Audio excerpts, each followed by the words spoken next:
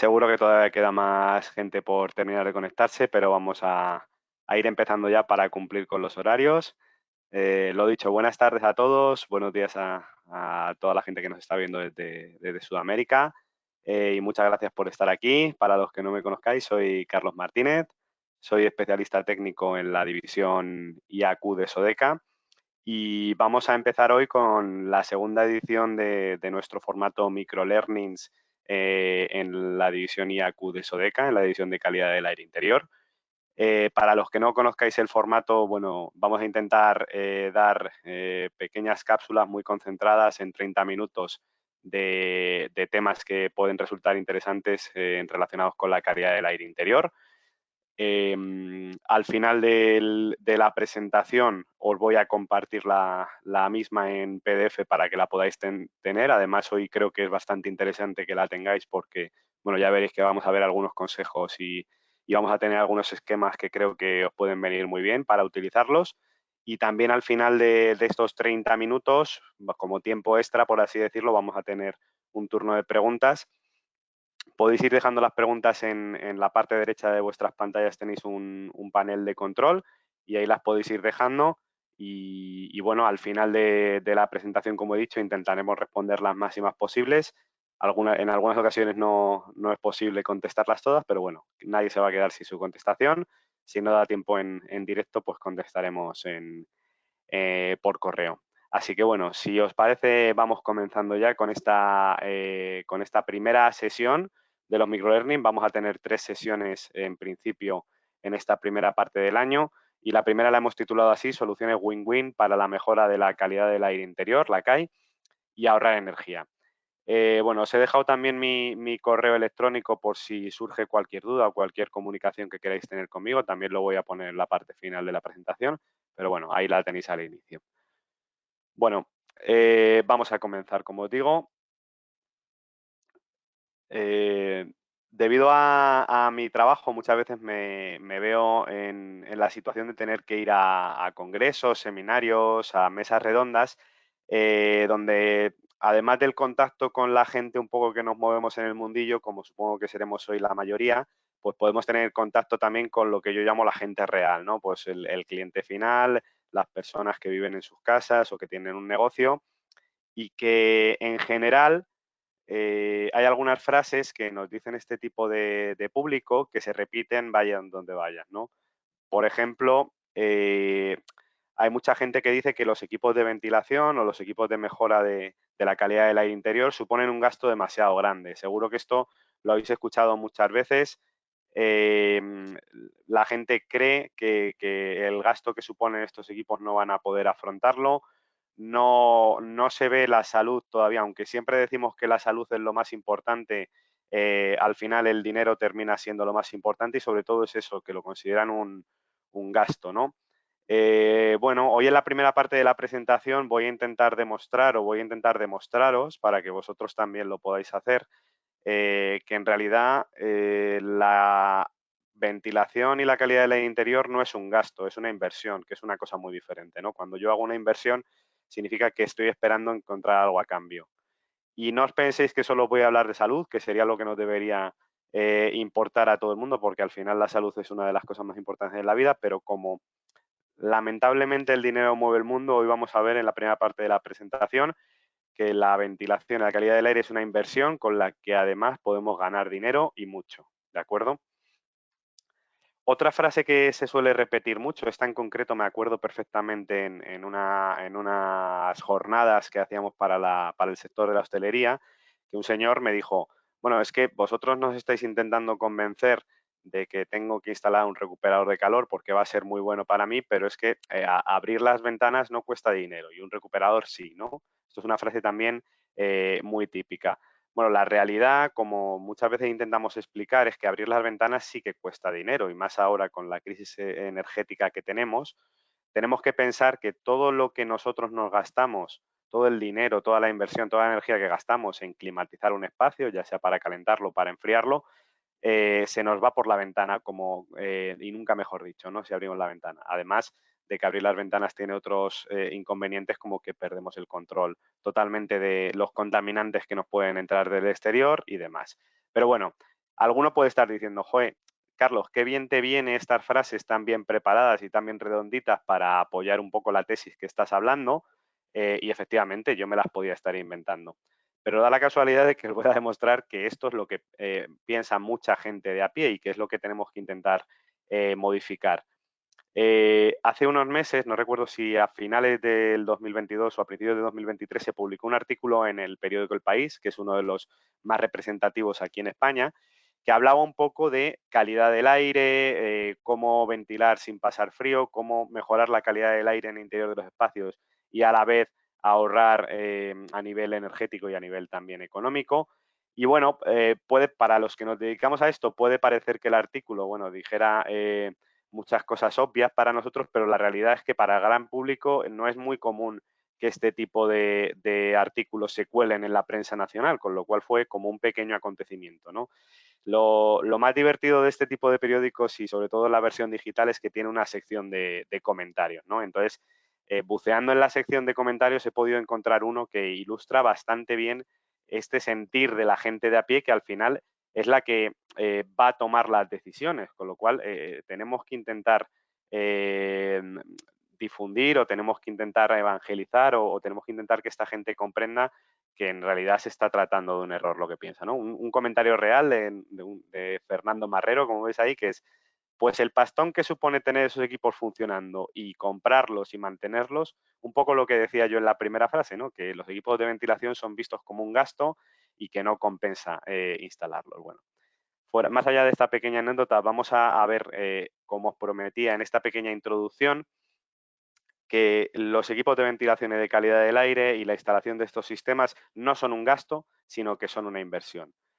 ¿Cómo lo vamos a hacer? Bueno, pues nos vamos a servir de un documento que ha publicado una consultoría americana que se llama Stock, como acción en inglés, en la que analizaba 60 estudios independientes diferentes que estudiaban cómo impactaba construir high performance buildings de cara a la economía global de una empresa. Y bueno, ¿qué son los high performance buildings? Pues son aquellos edificios que están diseñados para mejorar la salud y el confort de los usuarios que están dentro. Quiero decir, habitualmente se construye pensando en, bueno, tengo que tener 4 paredes, tengo que poder trabajar, pero este tipo de edificios tienen en cuenta factores como la calidad del aire interior, el confort térmico, la iluminación, tener espacios agradables a la vista, alimentación sostenible, ese tipo de cosas. Bueno, pues los compañeros de la consultoría Stock hicieron un experimento partiendo de una hipótesis, ¿no? Iban a imaginar una empresa que tuviera 820 empleados y un edificio de unos 1.350 metros cuadrados. Iban a suponer una inversión inicial de 300.000 dólares para la reforma o la creación de un edificio de alta performance y iban a estudiar qué es lo que pasaba, no con la salud de los empleados, porque eso yo creo que todo el mundo damos por hecho que implementando los sistemas de ventilación adecuados y de tratamiento del aire interior vamos a mejorar con mucho la salud, pero ellos decidieron enfocar el estudio hacia las métricas, ¿no? Hacia la economía de esa empresa. ¿Qué iba a pasar con la economía de esa empresa? Bueno, pues esto es lo que descubrieron. Por cierto, os he dejado ahí debajo el enlace para que podáis acceder al estudio cuando queráis. Lo que descubrieron, después de analizar, como os digo, 60 estudios independientes, es que el valor anual neto, o en inglés Total Net Present Value, daba un balance muy positivo al cabo de 10 años. Para aquellos que no entiendan muy bien este concepto de VAN, de valor actual neto, es un concepto que se utiliza para decidir si vamos a realizar una inversión o no en el ámbito de los negocios, ¿no? Lo que tiene en cuenta es los flujos de caja que vamos a tener en este momento, pero también en un futuro, le aplica una serie de tipos de interés y evalúa si la inversión que va a realizar va a ser rentable o no va a ser rentable. Bueno, pues al cabo de 10 años conseguía un VAN positivo, siempre que el VAN es positivo, significa que la inversión tiene rentabilidad para nosotros, de 129 dólares por pie cuadrado y de 23.584 dólares por empleado. Fijaros la cantidad y la rentabilidad de esta inversión de 300.000 dólares iniciales. ¿Dónde se había producido esa ganancia? ¿Dónde se va a producir ese beneficio? Pues como podéis ver en las gráficas, fundamentalmente en dos factores. En primer lugar, en una mejora brutal de la productividad. Casi un 40% de este beneficio viene de la mejora de la productividad de la gente. Si nosotros trabajamos en ambientes más saludables, más confortables y mejor para nosotros, en conclusión, vamos a trabajar más y mejor.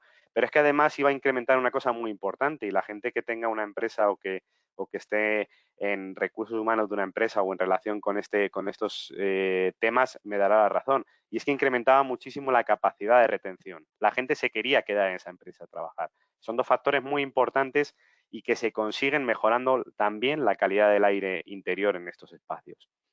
Otras cosas interesantes que nos trae este estudio, bueno, en primer lugar, una gráfica que nos da una idea de cómo han ido cambiando las inversiones dentro de una empresa. En el año 1975 la mayor parte de la inversión estaba puesto en tangibles, en cosas tangibles, en maquinarias, en ordenadores, en edificios, mientras que la evolución ha tendido a que la gran mayoría del dinero que una empresa invierte es en capital intelectual. Significa que si tu mayor potencial está en las personas, lo que tendrá sentido es cuidar esas personas para que se quieran quedar y para mejorar su productividad, ¿no?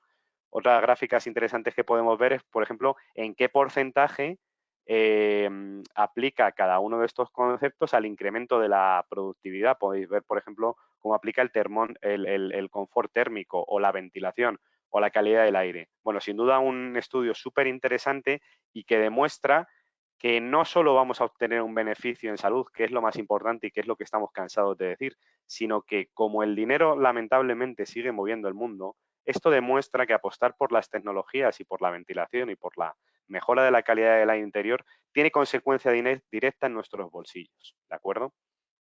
Bueno, antes de pasar a lo que va a ser hoy el grueso de la presentación, que van a ser dos casos prácticos que vamos a realizar aquí en conjunto y que vamos a plantear también para que sean eficientes energéticamente hablando, que también es una de las cosas que ya prácticamente es obligatoria cuando planteamos un sistema de ventilación.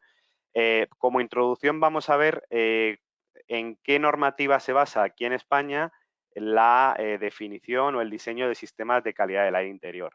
Para los compañeros de Sudamérica, la semana que viene vamos a tener una formación muy parecida a esta en inglés, donde usaremos la normativa SRAE, la 62.1, que es como una normativa internacional que en muchos de estos países yo sé que es la más utilizada. Pero bueno, en esta versión en español vamos a analizar lo que nos dice el RITE, que es el Reglamento de Instalaciones Térmicas de los Edificios, que tiene una serie de requisitos, la mayoría de ellos térmicos, como su nombre indica, pero que tiene una pequeña instrucción técnica que nos habla de exigencia de la calidad del aire interior, ¿de acuerdo?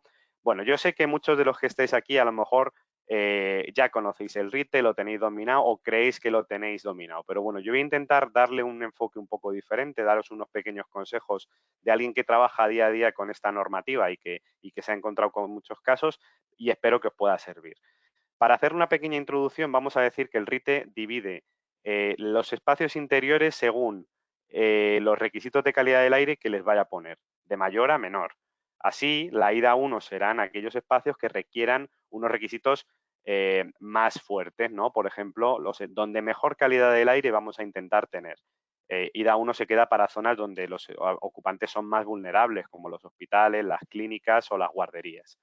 ¿Qué nos queda en IDA 2? Bueno, pues son espacios de calidad del aire buena, pero no muy buena, y son aquellos espacios donde la normativa entiende que pasamos más tiempo, aquellos como oficinas, aulas, residencias de estudiantes, residencias de ancianos, bueno, son lugares donde podemos pasar 8 horas o más de nuestro tiempo fuera de nuestra casa.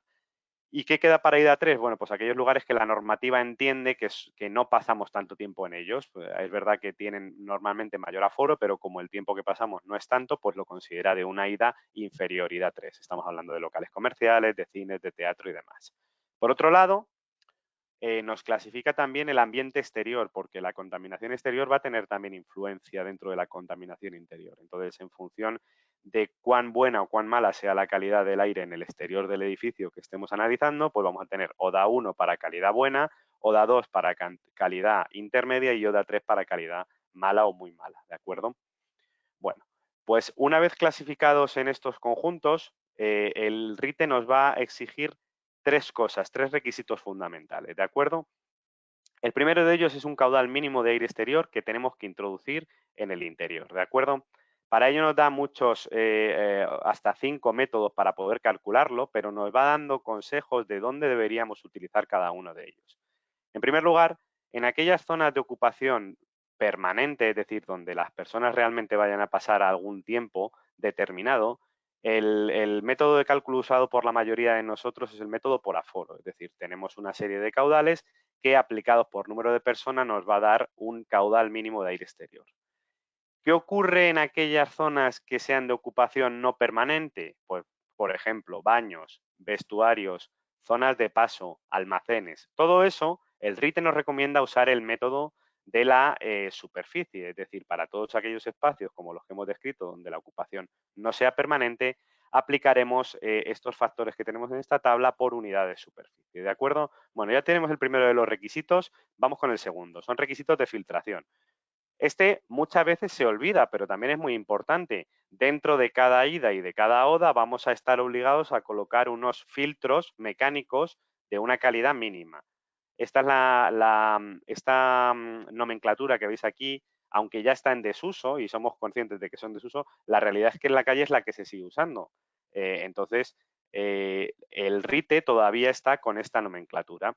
Según la calidad del aire exterior, como digo, y la calidad del aire interior, vamos a tener que colocar una serie de filtros. Lo que destaca es en aquellas ocasiones ODA 2, porque es la que más se suele utilizar, calidad del aire exterior intermedia, que nos obliga a dobles niveles de filtración, F7, F9, F6, F8, F5, F7.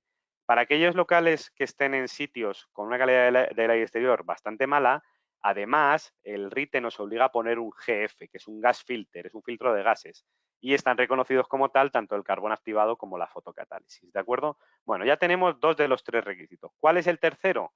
El tercero es la obligatoriedad de instalar recuperadores de calor en todos aquellos sistemas de extracción mecánicos en los que el caudal sea superior a 0,28 metros cúbicos por segundo, o lo que es lo mismo, 1008 metros cúbicos por hora. Cuidado con este dato porque hace unos años cambió y anteriormente eran 1800, pero ahora son 1008. Cuidado no confundirnos ahí porque he visto varios errores de este tipo. ¿Qué significa esto? Pues que si hacemos un resumen, básicamente para locales de ida 1, cuando tengamos 14 personas o más, ya va a ser obligatorio el recuperador de calor. En ida 2, cuando tengamos 23 personas o más. Y en ida 3, cuando tengamos 35 personas o más. ¿De acuerdo? Bueno, pues hecho este pequeño resumen de cuáles son los requisitos que nos va a exigir el RITE, yo os he preparado aquí un esquema de decisión que yo creo que os va a venir muy bien cuando tengáis que plantear un sistema de ventilación. Tenemos que tener en cuenta que normalmente vamos a plantear sistemas de ventilación mecánico, tanto de aportación como de extracción, ¿de acuerdo? Lo primero que tenemos que saber es si el local es de ocupación permanente o no permanente. Ya os he dicho los no permanentes, almacenes, zonas de paso, baños y vestuarios. No hay más, ¿de acuerdo? Zonas de paso pues pueden englobar pasillos, distribuidores, todo ese tipo de soluciones. Bueno, pues cuando el local es de ocupación humana permanente, tanto la aportación como la extracción la vamos a calcular a través del aforo. En el caso de que sea ocupación no permanente, la aportación va a ir a través de la superficie y la extracción pueden pasar dos cosas. ¿Por qué? Porque para almacenes y zonas de paso vamos a seguir utilizando la superficie, pero para locales de servicio, que llama el RITE, baños y vestuarios, nos obliga a que la extracción sea mínimo de 2 litros por segundo metro cuadrado. Esto es algo que mucha gente tiende a olvidar o no conoce y está bien que lo sepáis porque ese tipo de extracciones las vamos a calcular por separado, ¿de acuerdo? Bueno, pues vamos a ir entrando ya en lo que es lo magro, ¿no? Los dos casos prácticos que vamos a ver en el día de hoy, ¿de acuerdo? El primero de ellos va a ser un restaurante, como veis aquí, ¿de acuerdo?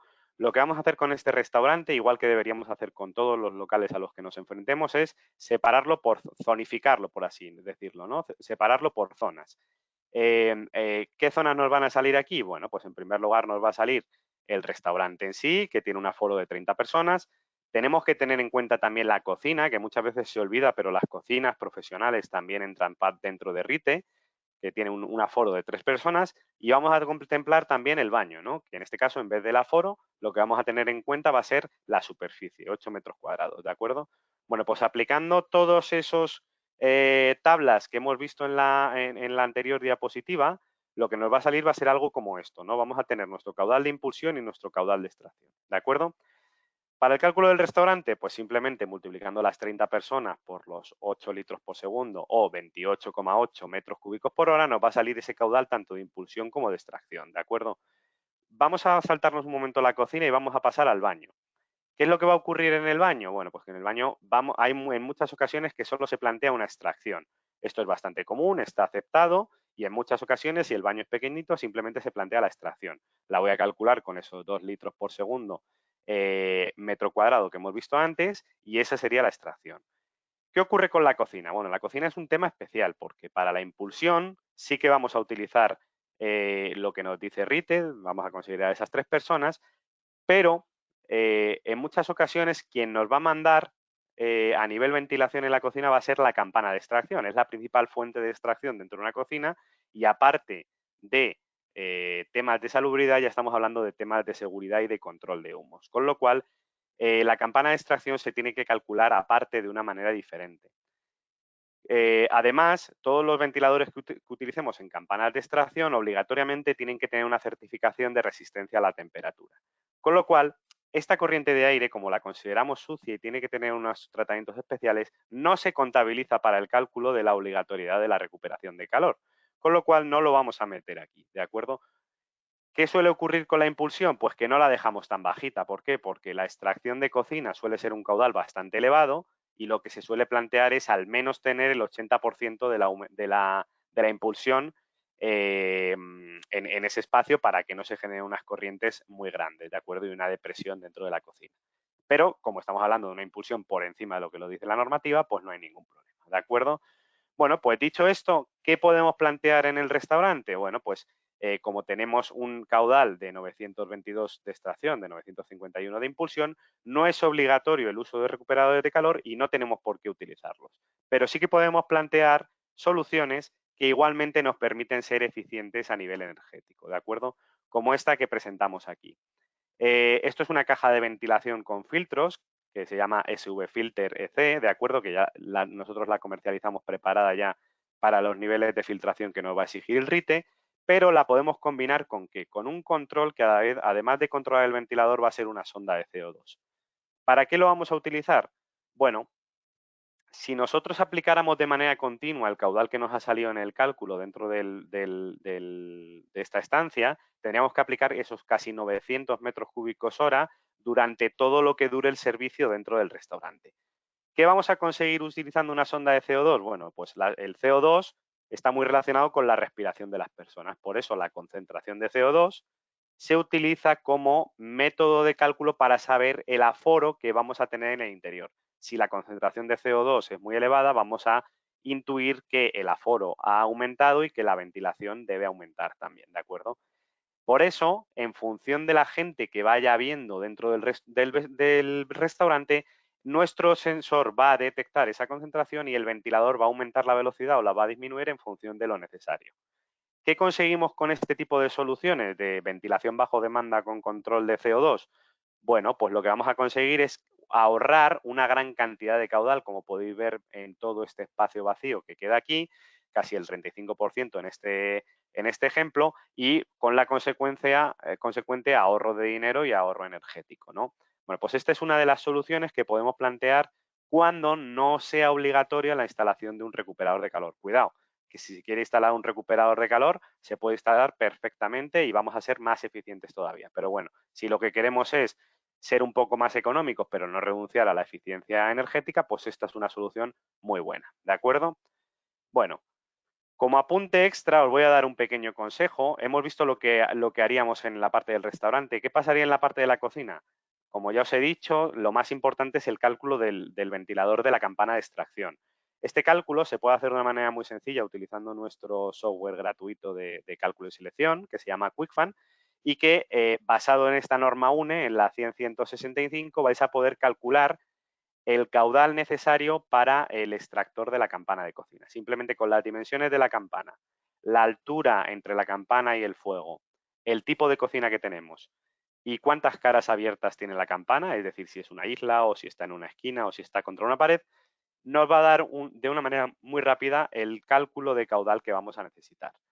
Y además vamos a poder ir directamente a la selección de estos equipos, que como ya os he dicho, tienen que tener una certificación de 400 grados 2 horas, ¿de acuerdo? Con lo cual es un truco que yo os recomiendo utilizar, es una herramienta muy sencilla y que de verdad que funciona muy bien, ¿de acuerdo? Bueno, pues vamos a ir con el segundo de los casos prácticos que teníamos planeados para hoy. Ahora vamos a ir con una oficina, ¿de acuerdo? Vamos a volver a hacer lo mismo que antes, vamos a sectorizar, ¿de acuerdo? Y vamos a ver en una oficina abierta donde puede haber un aforo de 16 personas, una sala de reuniones con un aforo de 12 personas, una sala de formación con un aforo de 20 personas y también vamos a tener los baños con una superficie de 36 metros cuadrados, ¿de acuerdo? Volvemos a aplicar los cálculos que hemos visto siguiendo el esquema que os he mostrado antes, ¿de acuerdo? Para cada una de las salas con ocupación permanente, pues aplicaremos IDA2 y obtendremos el resultado tanto para caudal de impulsión como la extracción. Y la zona de baños, pues como os he dicho, la impulsión la vamos a calcular con la tabla de metros cuadrados, pero la extracción tenemos que aplicar esos 2 litros por segundo metro cuadrado. Con lo cual, vamos a obtener unos caudales de 2.268 y 2.419. Como el caudal de extracción es superior a 1.008 metros cúbicos hora, según RITE vamos a estar obligados a instalar un recuperador de calor, ¿de acuerdo? Bueno, pues me voy al QuickFan, introduzco el punto de trabajo, tanto el caudal como la pérdida de carga. La pérdida de carga la tengo que haber calculado previamente, ¿de acuerdo? Esto es una cosa que yo no me voy a cansar de insistir. Cuando pidáis un ventilador o cuando proyectéis un ventilador, no podéis decir solo el caudal que necesitáis, tenéis que decir también la presión que tiene que tener disponible, ¿de acuerdo? Es un pack. Una cosa sin la otra no tiene sentido, ¿de acuerdo? Si conozco estos dos datos, lo que puedo hacer es seleccionar un recuperador que además, como veis aquí, por ejemplo, la gama RQPC ya está preparada para cumplir con la filtración exigida por RITE, F6, F8. Entonces voy a seleccionar el que más me convenga y ahora vamos a ver cómo plantearíamos esta instalación con sondas de CO2, ¿de acuerdo? En este caso usaríamos esta sonda inteligente que es la SI-CO2 indicador, que puede ir tanto en conducto como en pared. Y vamos a usar, como os he dicho, nuestra gama de recuperadores RQPC de baja silueta, ¿de acuerdo? Bueno, ¿qué sería lo ideal a nivel técnico aquí? Lo ideal a nivel técnico siempre es sectorizar, ¿no? Dividir esto, por ejemplo, en 3 zonas, la zona de formación con el baño, o los baños los puedo hacer por separado, la zona de oficinas y la sala de reuniones y poner un recuperador para cada uno y una sonda para cada uno. Esto sería lo ideal. ¿Por qué? Porque el control que voy a tener va a ser absoluto. Realmente solo voy a tener el caudal que vaya a necesitar en cada caso. La realidad nos dice que esto muchas veces no es así. Por tema de ahorro económico, la mayoría de las veces para un espacio como este vamos a plantear un único recuperador, ¿de acuerdo? Y aquí nos surge la duda, ¿qué hacemos con las sondas? ¿Cómo las coloco? ¿Cómo puedo asegurarme de que van a ser efectivas para lo que realmente han sido diseñadas? Recordemos que yo lo que quiero es que el caudal que tenga sea en función del espacio, de la ocupación que tenga esa sala, ¿de acuerdo? Bueno, pues os voy a poner las 3 opciones más típicas que tenemos, ¿de acuerdo? Que vais a poder elegir entre ellas y os voy a decir un poco cuáles son las ventajas y cuáles son los inconvenientes, ¿de acuerdo? Bueno, en primer lugar, la opción 1. La opción 1, que es una opción que se usa bastante porque a nivel sencillez y a nivel económico es la más sencilla y la más económica, que es colocar una única sonda en el conducto de extracción común. Yo tengo un conducto de extracción común, ahí voy a colocar la sonda y el recuperador lo que va a usar es la concentración promedio de los 3 espacios. Esto se suele utilizar, pero la realidad nos dice que no es muy eficiente a nivel técnico. ¿Por qué? Bueno, pues porque al final lo que voy a tener va a ser señales trampeadas. Si uno de los espacios está muy ocupado, voy a hacer que se introduzca aire en todos los demás espacios, con lo cual, aunque a nivel sencillez y a nivel económico puede ser interesante, a nivel técnico, pues yo la verdad que no os la recomiendo. ¿Cuál sería la opción 2? Bueno, pues hemos ido de la opción más sencilla a la opción más difícil a nivel técnico. Vamos a colocar una sonda de CO2 para cada espacio y vamos a tener un edificio que tenga un protocolo de control inteligente, por ejemplo, un protocolo Modbus, ¿de acuerdo? Estos recuperadores de calor tienen una salida Modbus, con lo cual se pueden conectar a este tipo de controles inteligentes para edificios. Entonces, mediante Modbus se puede programar, ¿vale? Un programador externo nos puede hacer un programa que diga que el recuperador obedezca la señal más desfavorable de las 3 ondas, es decir, lee las 3 ondas a la vez, no es que haga un promedio, sino que lee las 3 ondas a la vez y hace caso a la más desfavorable. A nivel técnico es la más difícil, pero sigue sin ser una solución del todo completa. ¿Por qué? Bueno, pues porque también voy a estar introduciendo en algunas ocasiones aire en algunas estancias donde no lo van a requerir, ¿de acuerdo? sí que me voy a asegurar de que la estancia que tiene altas concentraciones y por lo tanto alta ocupación va a recibir el caudal necesario, pero no termina de ser técnicamente todo lo bueno que debería.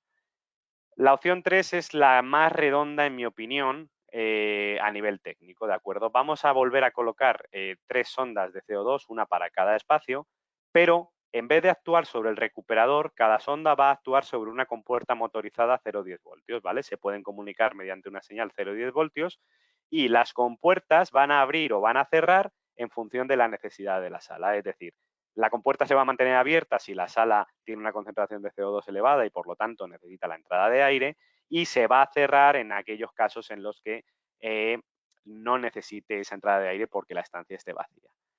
¿Cómo se regula el recuperador? Pues en vez de regularse con una sonda de CO2, vamos a tener que añadir una sonda adicional de presión diferencial. Esta sonda de presión diferencial va a detectar las diferencias de presión que va a haber dentro del conducto según abran o cierran las compuertas, y ahí es donde vamos a asegurar y donde vamos a clavar que solo y únicamente vamos a usar el caudal necesario, ¿de acuerdo? Esta sería la mejor opción a nivel técnico. Son 3 opciones que son válidas, que las podéis utilizar. Ya os he dicho cuáles serían las ventajas y cuáles los inconvenientes. Este tipo de soluciones con recuperador de calor también lo podéis usar, por ejemplo, en el tema del restaurante que hemos visto antes, pero es más común verlo pues donde nos obliga la normativa, ¿de acuerdo?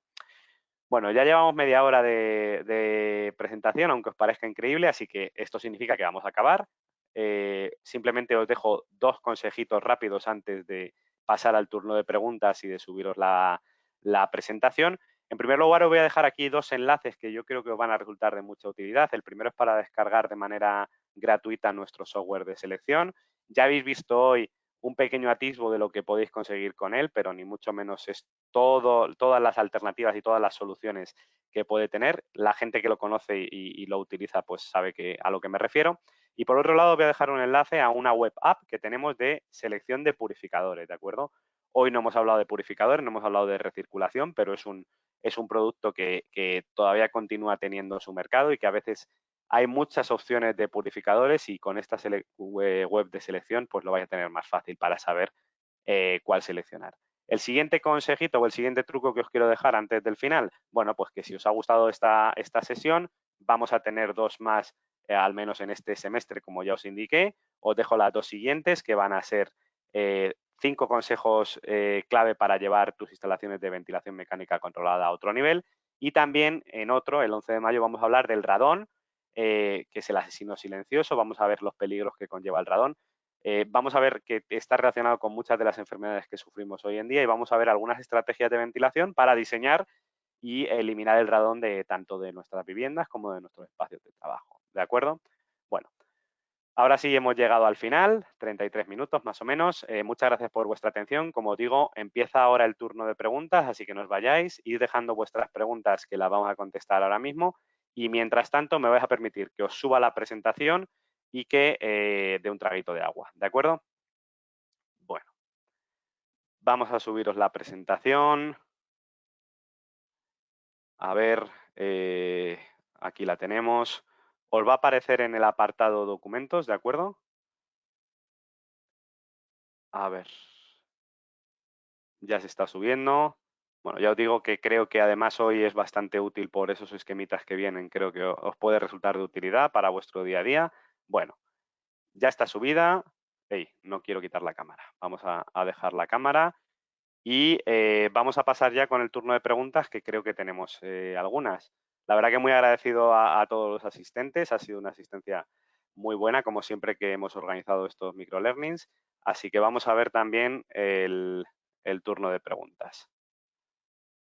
Venga. Bueno, veo que tenemos muchas preguntas también, así que vamos a ir uno a una. Vamos a ver si nos da tiempo a responder a todas. Nos pregunta Laura Saez, ¿cómo calcularías una clínica dental? Si tenemos boxes, laboratorio, despacho, sala de espera y una salita para comer, el personal de la clínica, ¿lo contarías todo como ida 1? ¿O despacho, sala de espera y comedor lo contarías como ida 2? Gracias. Laura, es una pregunta súper interesante, de verdad, muy buena pregunta. Yo optaría por la segunda opción. Solo consideraría de ida 1 aquellas salas que realmente requieran una consideración de ida 1. Es decir, los boxes donde vamos a hacer el tratamiento y el laboratorio que tenga algún tipo de requerimiento de calidad del aire. El resto de salas, como tú bien dices, yo las consideraría divididas a dos. Es verdad que la normativa es un poco ambigua a este respecto, pero a mí me parece que es lo que tiene más lógica y es como nosotros lo planteamos siempre. Bueno, espero que te haya servido. Nos pregunta David Pérez Manso que cómo calculas la pérdida de carga. Muchas gracias. Bueno, David, pues la pérdida de carga es función de varios factores. Uno de los más importantes es la red de conductos que vamos a tener. Muchas veces los proyectistas, como nosotros, o la gente a la que nos piden una ventilación o un ventilador para según qué uso, no conocemos cómo va a ser la red de conductos y es una parte muy importante para saber cuánta pérdida de carga vamos a tener. La pérdida de carga fundamentalmente va a depender de los metros lineales de conducto, el tamaño y el material de ese conducto, el diámetro tiene mucha importancia, no va a ser lo mismo un diámetro, por ejemplo, de 400 milímetros que un diámetro de 200 milímetros. Evidentemente, cuanto más pequeño sea el diámetro, más racaneemos en el tamaño de la tubería, pues más rápido va a ir el aire y mayor pérdida de carga va a generar, con lo cual más ruido y mayor presión disponible voy a tener que tener pendiente. Y luego también afectan los codos, las uniones y las rejillas de ventilación. ¿Cómo la calculo yo? Bueno, pues yo normalmente uso la herramienta de pérdida de carga que hay, que vas a poder encontrar en la aplicación de QuickFan de Sodeca, ¿de acuerdo? Es una aplicación, es una herramienta muy sencillita que seguramente daremos un paso más y la mejoraremos dentro de poco, pero que para un básico, para hacer una estimación de la pérdida de carga, te puede servir, ¿de acuerdo? Bueno, nos pregunta Diego Romero, ¿el tipo de ventilador que se requiere depende del lugar de purificación y del aforo de las áreas? Bueno, realmente el tipo de ventilador en sí, lo que es el ventilador, no depende de eso. Depende más bien la presión disponible que tenga que tener y el caudal que sea capaz de mover. Va a depender del aforo, porque el número de personas va a influir mucho en la calidad mala o buena de un ambiente y del lugar donde vayamos a estar. El tipo de ventilador, pues no, puedes tener un ventilador, por ejemplo, centrífugo o un axial en función de lo que tú hayas planteado. Bueno, normalmente nos guiamos por otras cosas. Por ejemplo, yo siempre recomiendo ventiladores más bien EC, con señal 0,10 voltios, pues porque son más eficientes. Los centrífugos, pues si están en caja, hacen un poco menos de ruido. Ese tipo de cosas también nos puede servir para definir qué tipo de ventiladores vamos a utilizar, ¿no? Estoy viendo muchas preguntas y me gusta mucho, lo agradezco mucho, de verdad. Creo que es súper interesante esto, ¿eh? Vamos a seguir.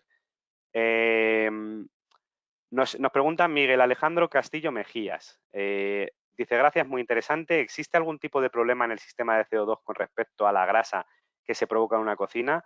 ¿Algún sistema de protección o de desbloqueo por la misma? Bueno, pues el tema de la grasa es muy, muy interesante, esto que comentas, Miguel. Si hemos calculado bien la campana extractora, como os he dicho, el ventilador de extracción, no hemos sido rácanos con el caudal, lo normal es que esa grasa que decimos que se acumula en una campana no sea tanta, ¿de acuerdo? ¿Podría afectar a la medida? Sí, bueno, siempre vamos a intentar eh, localizar una sonda, en el caso que tengamos una sonda de CO2 en un punto más o menos elevado, a una altura, por ejemplo, de la respiración o demás, e intentaríamos ponerlo, en el caso de una cocina profesional, lo más lejos posible de la zona de alimentos. Pero bueno, ya te digo que si hemos calculado bien la campana, no deberíamos tener ese problema. Y por supuesto, saludos a Chile. Eh, bueno, vamos a seguir. Julio Bernal nos dice, ¿la sonda de CO2 calcula las ppm con respecto al ambiente exterior? No, Julio, muy buena pregunta. Calcula las ppm, o sea, mide las ppm que tenemos en el interior. Yo creo que esta pregunta viene un poco porque, según normativa y según los cálculos de caudal que vamos a necesitar, requerimos también la diferencia con las ppm del exterior. Como en el exterior esperamos no tener tanta concentración, aunque Julio, tengo que decirte que si seguimos así la concentración de CO2 en el exterior va a seguir subiendo cada vez más. Bueno, pues normalmente lo que se hace es hacer una diferencia entre lo que tenemos en el exterior y lo que tenemos en el interior, efectivamente. Esta sonda no lo calcula porque en realidad necesitaríamos dos sondas, ¿de acuerdo? ¿Qué es lo que se hace? Bueno, pues se considera por defecto unos 450 ppm a la hora de luego fijar el set point que tú vas a tener en mente, ¿de acuerdo? Nos pregunta Teresa Pena Fraguela. Para el caso de la oficina, ¿deberíamos utilizar la ocupación máxima simultánea? La gente no está al mismo tiempo en todas las estancias. Teresa, coincido totalmente contigo. Soy muy dado, o si me permites, estoy muy a favor del caso de utilizar ocupaciones máximas simultáneas. Lo único que ocurre es que a día de hoy, en la normativa RITE, esto no aparece. Esto es algo que aplicamos de vez en cuando los proyectistas, que yo considero a nivel técnico que tienes toda la razón, que deberíamos tener en cuenta que las mismas personas, por ejemplo, no van a estar en una oficina y en la sala de descanso, pero el problema que tenemos es que a día de hoy la normativa no lo recoge, con lo cual, de momento, y si nos tenemos que guiar por la normativa, vamos a tener que contemplar la ocupación máxima, ¿de acuerdo? Bueno, vamos a ver si tenemos más preguntas. Bueno, nos preguntan también dónde podemos ver el vídeo de la grabación. Todos aquellos que os hayáis registrado, en el seminario vais a recibir un correo donde vais a poder ver el vídeo tantas veces como queráis y también lo vamos a subir a nuestro canal de YouTube, donde aprovecho para decir que tenéis la primera edición de los microlearnings, ¿de acuerdo? La que hicimos en 2021. Que era un poco más referente a la contaminación interior en general, a los tipos de soluciones y a las tecnologías que vamos a utilizar. Entonces, bueno, eso.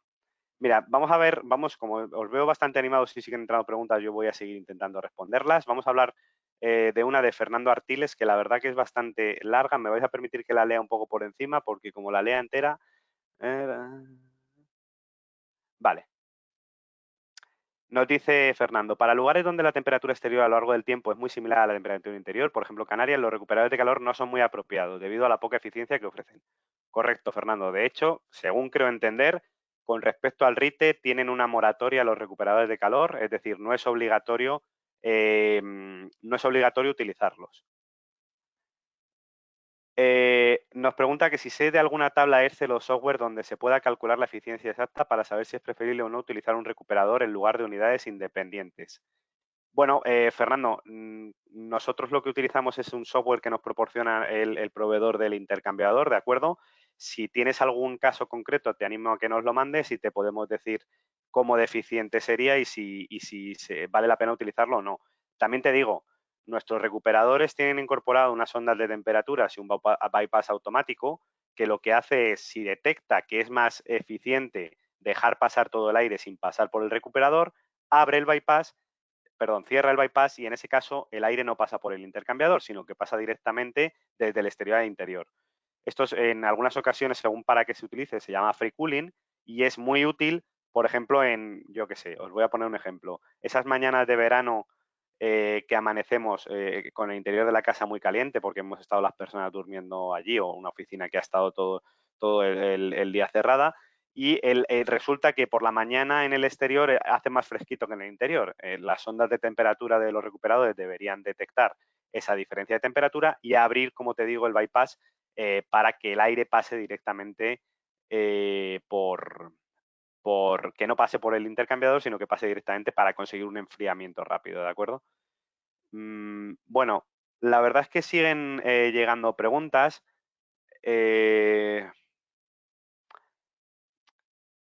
Lamento, me parece que nos estamos quedando sin tiempo. No sé si he dejado alguna sin contestar. Si he dejado alguna sin contestar, por favor, os pido que nos la mandéis de nuevo por correo, que la contestaremos. Simplemente daros las gracias de nuevo por vuestra asistencia. Espero que os haya resultado útil, que os haya merecido la pena y si os ha gustado, pues ya sabéis, tenéis las siguientes charlas en el enlace que os he dejado y nos vemos en la siguiente. Un saludo a todos y muchísimas gracias por asistir.